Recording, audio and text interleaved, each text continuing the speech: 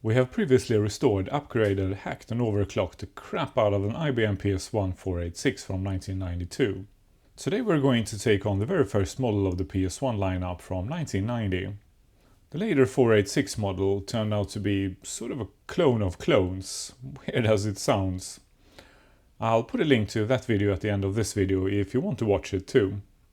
This early 286, however, is almost as weird and wonderful as its predecessor, the PC Junior. This IBM is unrestored and untested, so let's explore it together. This video is sponsored by PCBWay, more on this later. Thank you PCBWay for supporting this channel. The first weird thing about this machine is the second cable coming out of the display. It has the usual VGA, but then it also has this weird cable here. And that is because this machine doesn't have a power supply. So the display is supplying power to the PC through this cable here. And if supplying power from the display wasn't weird enough, this crazy little machine runs on 36 volts. That doesn't make any sense because it only needs the usual 5 and 12 volts like any other 286. The display also seems to have an audio jack here. So presumably we've got some audio through this cable too. Unlike the later 486, the design of this machine is quite similar to the PS2. This machine is also absolutely tiny. For size comparison, here's the PS2 286. I rather like the design, but this display, however, is kind of bizarre. It has this really weird shape, and then it's quite heavily angled. I'm only guessing here, but this machine is so small. You probably need this angle here, since you're sort of looking down on the screen. I'm not sure about the keyboard. I was looking online and some pictures had it shown with the Model M or a Model M2 like this one here. When I flipped the display I heard something rattle inside. A small screw or a small piece of plastic. So let's start by having a look inside here and see what's going on. I'll start by removing the stand. The display is put together with T15 screws, so no hard to reach plastic tabs like on the PS2 display. Oh, these two screws here on top of the display are actually security screws. And the usual disclaimer, please don't mess around inside CRT displays or power supplies. They may be charged with high voltages, even with the cord unplugged. This display actually has 4 rubber feet underneath, so you can use it without the stand. I guess that explains the weird angle. Without the stand it will sit even lower on the machine. Okay, all 4 screws removed. Let's see if this cover will come off. Well, not easily. Yeah, without the stand, the display fits perfectly on the machine. So that stand was probably an option. Finding any information about this machine online is a lot harder than with other IBMs. The lid here is stuck and I can't find the service manual, so I'm just guessing, trying to pry and see what happens. Okay, it was just jammed. So here comes the lid. Okay, inside here we've got a dusty color display tube from Samsung. There are no refus. Electrolytic caps look good. There's a very reasonable amount of soot in here. The design of the chassis looks very similar to PS2 displays. On this side we've got plenty of adjustment pots. And we've got a whole bunch more hidden away underneath this cable here. So it should be easy to adjust if needed. Since it's quite dusty, I'm gonna go for a full disassembly. That means I need to somehow remove or cut through this huge blob of glue on the neck board. Well, it's not coming off, so I'm gently gonna have to cut. Not the easiest task. There isn't much room here. Someone was really trigger happy with a hot glue gun. That glue blob is huge. Okay, finally got it off. Check out the thickness of that glue. That is silly. To free up the tube, we also need to disconnect the yoke. Let's try to remove the entire PCB assembly with this large bracket here. This entire part here is actually 2 pieces So I think we can slide the PCB off, leave this part in, but since we're going for a full disassembly, I'll see if I can remove the entire assembly in one go. Okay, all 4 screws removed. Let's see if this all comes off in one piece. Well, almost. There are 2 more cables that we need to remove. We also need to cut the zip tie here. I'm gonna dry clean the tube and wash the rest in warm soapy water and leave it to dry while we look at the PC. So next we need to remove the tube. To get the tube out, I like to use a book and put underneath. This tube is quite small, so programmer's reference guide was about the right size.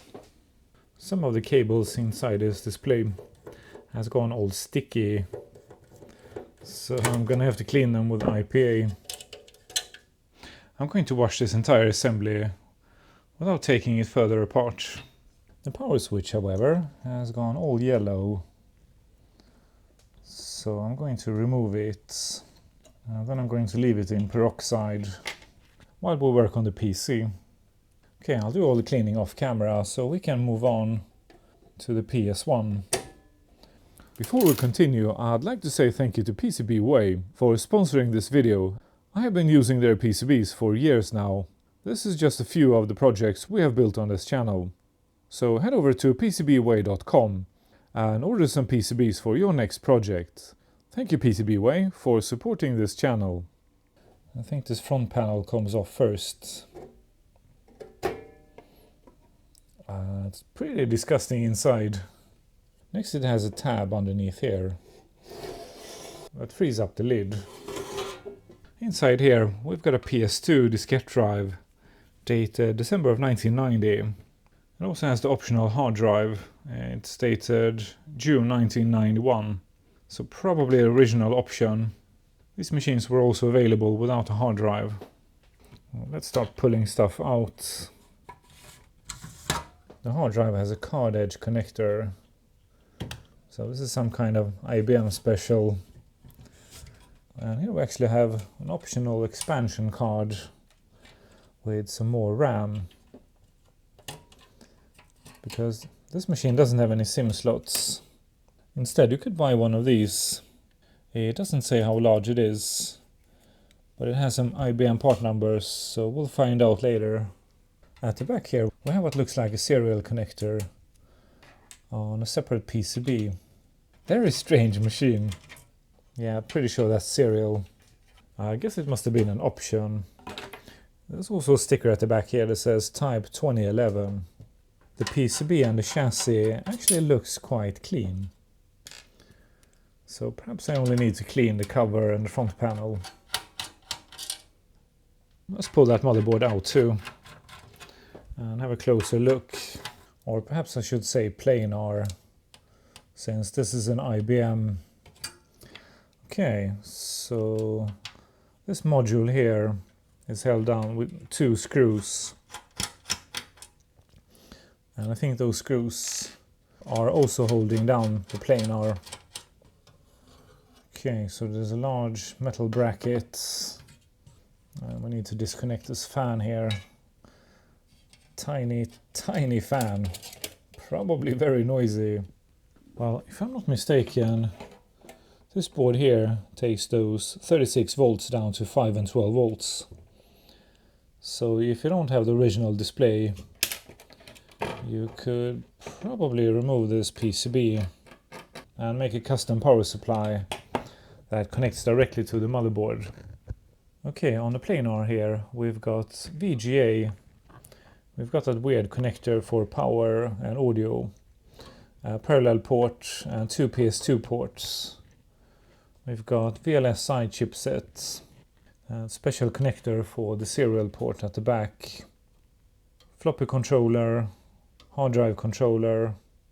I'm not sure, but I think this connector here is for a special sound card.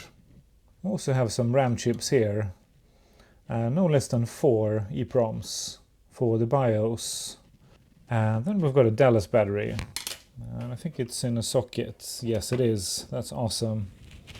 so that should be easy to replace. Dates on the EPROMs are 91. Same thing with the Dallas chip and the chipset, so definitely made in 1991. We also have a couple of chips here that I think are VRAM. So this IBM branded chip here is probably what makes that VGA graphics. At the front of the PCB it has that special connector for the RAM expansion card.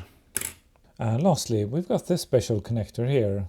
It kind of looks like an MCA slot, but I think it's a bit shorter. The hard drive only has tantalum caps, so no leaky electrolyte here. But how about the diskette drive? Since this is a PS2 drive, there's a very good chance that we have some leaky caps here. So we better check. There were many different diskette drives for the PS2, but I'm pretty sure I have repaired one of these before. This drive, by the way, was made by Mitsubishi. Well, it's pretty clean actually. So either this IBM wasn't used much, or perhaps it was used in a very clean home. Now let's see what we'll find inside here. Yeah, electrolytics for sure. And they are of course leaking, just as expected. It doesn't look too bad. There's just some minor corrosion on a few of the pads. So this looks repairable. Well, in that case I'll wash everything and skip ahead here. Okay, everything has been washed and left to dry. Let's see if we can save this drive. I don't want to risk damaging this component here with the rework station. So I'm going to add some flux. And then I'm going to add some fresh solder to all 4 pads to see if I can dissolve that corroded solder. Polarity is clearly marked on this board. And I think these are 10 microfarad 16 volt caps. Ew, that smells horrible. I just received a huge box of caps. All the common values for PS2 drives, because I have noticed that the corrosion is now damaging all my PS2 drives, so I need to do a large recap of all PS2 drives before they get damaged beyond repair.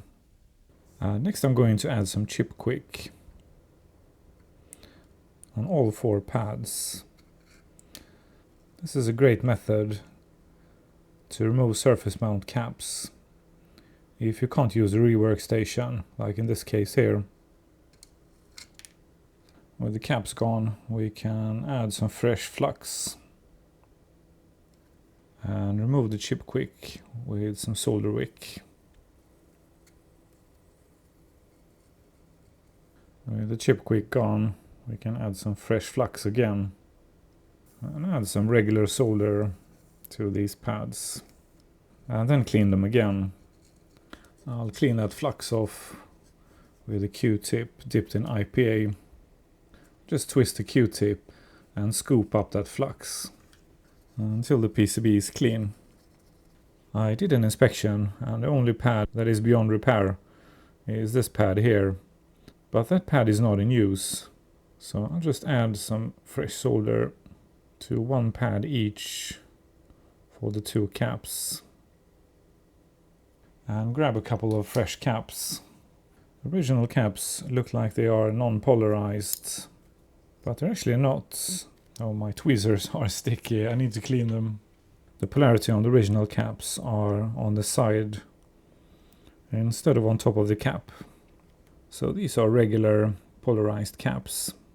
I'll just melt the solder I have added and solder one side of the cap. Now we can solder the other side of the cap. And we're done. Now we can flip that PCB back into position and reinstall all the screws. Oh, I just noticed this drive is actually jammed.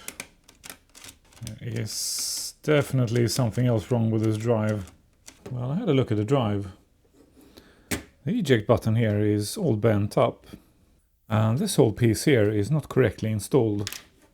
I think someone has dropped this PC. Let's see if we can fix it. Okay, this is almost impossible to get on camera.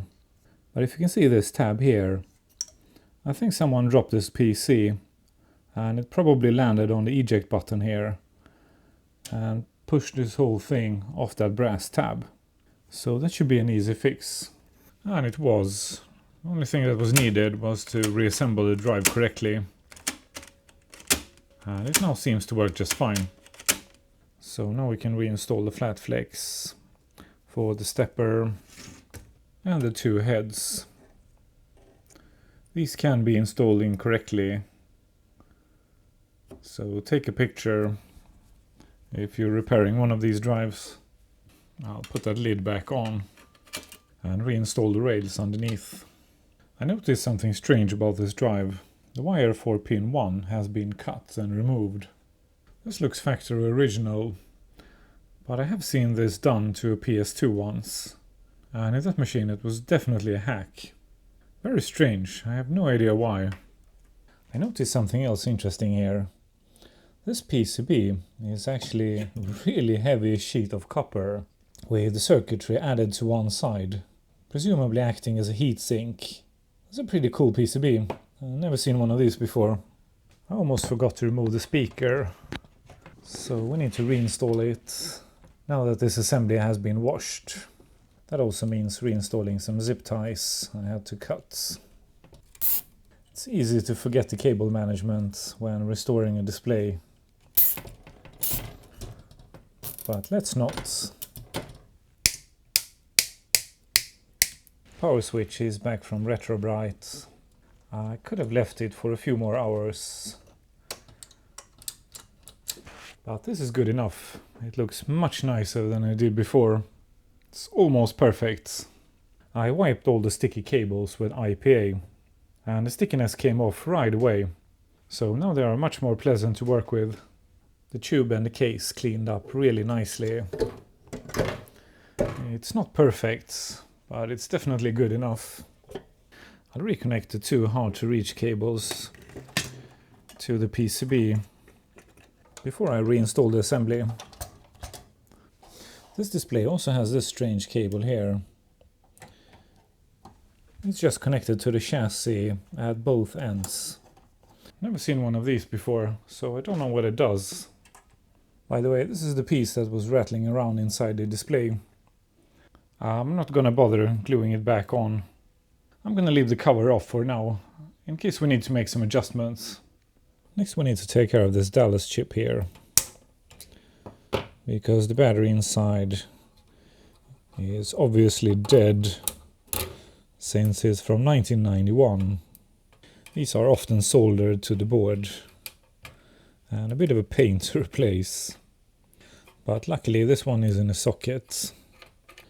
I'm gonna use a replacement board like this. Someone told me that these chips were impossible to find nowadays, but I just checked on eBay and there were plenty. I ordered a few for about $2 each, so that wasn't quite true. That's a good thing, because this is a great project. A regular diskette drive and cable will fit in this connector, but I don't know if it will actually work. ID connector, or whatever this is definitely not standard. This connector is quite a bit wider than a regular hard drive cable. The Kester drive is a 7040 F1 drive. I had a look online, but I couldn't find anything, so I don't know if this is an ID drive or something else. Well, there is actually one thread, but unfortunately it's in German, so I couldn't read it. But perhaps if someone German watching this could Google this number here and read that thread, let us all know in the comment section.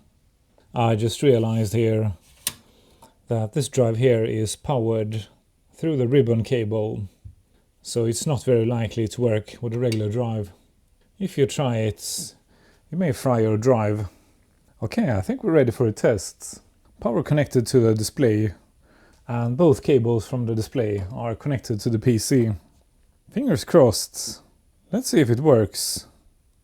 I just realized it doesn't have a power switch, so I guess it's turned on with a power switch on the display. Okay, the hard drive spins up. I think I had some high voltage here. Yes, it's doing something. We've got a 164, 601 and 162. So I think that's incorrect amount of RAM. I think this is a bad floppy. I hope I'm wrong, since we have fixed it. And 162 is bad battery. That is expected, of course, since we have replaced it. Okay, next I went online, and on the IBM PS1 resource page I found some useful stuff. Among other things, I found the Advanced Diagnostics disk. And I also found a couple of utility programs, Customize EXE and Configure EXE. Let's start with the diagnostics disk. And at the same time test the diskette drive. Okay, let's turn the machine on and see if it will boot. Well, it's reading the disk. It's extremely slow. I'm skipping ahead here. Okay, it works. Awesome, so we have a working diskette drive too. IBM Personal System 1, Advanced Diagnostics. System checkout, format diskette, copy diskette, set up, and set time and date. Okay, let's try setup. Okay, so this is sort of like the BIOS for this machine. View change hardware configuration. Apparently this machine only has 512K of RAM on the motherboard. It's a 40 meg hard drive. The diskette drive is recognized, obviously. Well, in that case, let's install that weird RAM expansion card. What a strange solution. This sucks. These plastic bits, they are just coming off. Okay, I skipped ahead here. That took some fiddling to install that card. We might as well install what I think is the serial port too. There is a slot cover for a second slot up here, presumably for that silly rare sound card. Okay, let's turn it on again and see how much RAM we added. Okay, now we have 1 meg. So that's a 512K module. That's not much. That's not enough for a 286. Okay, so next we can set time and date here with option 4. Time and date is almost correctly set already. So apparently I seem to have used this Dallas chip in another machine. The software is very similar to what you would find in a PS2, but it has a lot less stuff. I have added the 2 other files to a bootable floppy. Okay, let's see what these files do. Let's start with configure. Oh, that's the same thing. Okay, so the configure file is just another way to get into the BIOS. How about customize EXE? Okay, and here we have some more options. We can configure the keyboard, boot device. We can also choose to begin at system menu, Microsoft Works, your software, IBM DOS or DOS prompt. This is probably just adding a line in the AUTOEXEC batch file. We can also choose which config sys and AUTOEXEC batch file to read on boot. Okay, so this is a pretty useful software for this machine. Now let's boot without the floppy and see if that hard drive works. And it does! It boots! We've got a DOS prompt. Actually, we have 3 of them. Let's see what we've got on here. Oh, it's IBM DOS 4. That sucks. I've had nothing but trouble with this version of DOS. I'll just quickly check off camera if it has any fun games installed. Otherwise we're gonna wipe it and install a better version of DOS. Well, not really. It has a Pac-Man clone, Tetris and the usual stuff. Nothing really interesting. But I guess this is a good quick test to see if the machine works. Okay, great, so totally working hard drive. That is excellent, because those hard drives are probably impossible to find. Well, in that case, we can put the lid back on and reinstall that front panel. It's a pretty good looking machine, but it's a bit flimsy. It doesn't have the expensive look and feel like the PS2 does. I did a quick test when everything set to 50%. I'm quite happy with the image, so no adjustments needed. Without the stand, this IBM looks like an all-in-one machine. I rather like it, so I think I'm going to keep it like this. Now let's make a clean install with IBM DOS 5. Let's start with F-disk. I'll delete the old partition and create a fresh partition. I'll go ahead and install DOS here and skip ahead. I did some more reading and I found a perfect project for this quirky IBM. I'll order some PCBs and components and make a video in a few weeks. When it's done, I'll put a link on the screen to that video shortly. If you're watching this fresh, hit the bell icon below and set it to all. Meanwhile, check out the restoration and overclocking videos about the later PS1 486. I'll put a link on the screen here. I will end by saying thank you to my patrons. I appreciate your support. If you want to support me too, consider becoming a patron. Patrons get ad-free early access. If you like this video, let me know with a thumbs up in the comments. If you're a regular viewer, consider subscribing to this channel. Thank you for watching. I'll see you next week.